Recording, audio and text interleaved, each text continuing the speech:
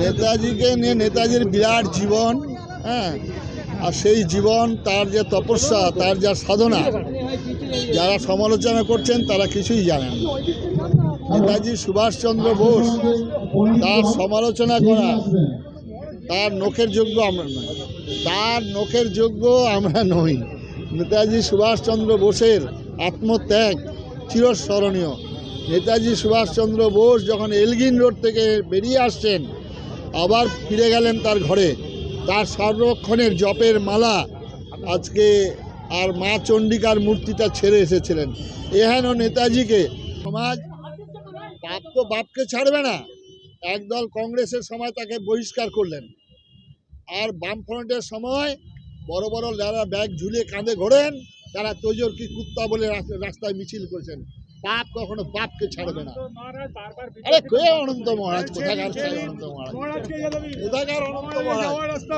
ভারতবর্ষের শুধু নয়, সারা ভারতবর্ষের কোটি কোটি মানুষ, পাঞ্জাবে তার মূর্তি, পাঞ্জাবে তার মূর্তি, কোটি কোটি মানুষ তাকে প্রণাম জানাচ্ছেন, কোটি কোটি মানুষ তাকে স্মরণ করেন। এফআইআর কি অবিলম্বে অ্যারেস্ট করা উচিত। Ananta Maharaj should be arrested as early as possible. Ananta Maharaj তিনি কটু কথা বলার পর পুলিশ কোনো ব্যবস্থা নেয়নি, রাজ্য সরকার কোনো ব্যবস্থা নেয়নি, বিজেপি কোনো ব্যবস্থা নেয়নি।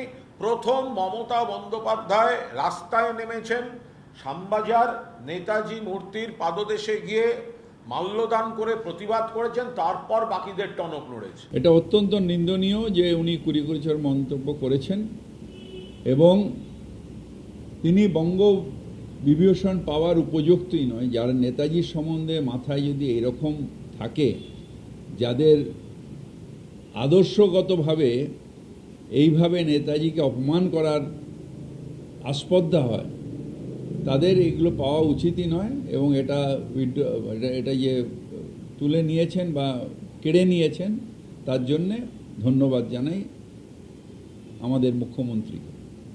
রাজ্য সরকার তার সিদ্ধান্ত নিয়েছে। আমি শুধু এটুকুই বলবো, কারোরই, বিশেষ করে সাধারণ মানুষ তো ছেড়েই দিন, আমরা যারা বিভিন্ন মানুষ, যারা বিভিন্ন গুরুত্বপূর্ণ স্থানে থাকছি, কেউ এমএলএ, কেউ এমপি, যারা আছি বিভিন্ন পদে আছি, তাদের অন্ততপক্ষে এই ধরনের কুরুচিকর মন্তব্য নেতাজি সুভাষচন্দ্র বসু সম্পর্কে, যিনি ভারতবর্ষের স্বাধীনতা সংগ্রামের অন্যতম শ্রেষ্ঠ যোদ্ধাদের একজন, তাদের সম্বন্ধে করা উচিত নয়।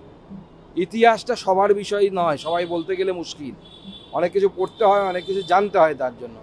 সেজন্য আমরা যদি দু চারটে তথ্য প্রমাণ নিয়ে জেনেই যদি মনে করি নিজেকে ইতিহাসবিদ, তাহলে তো মুশকিল।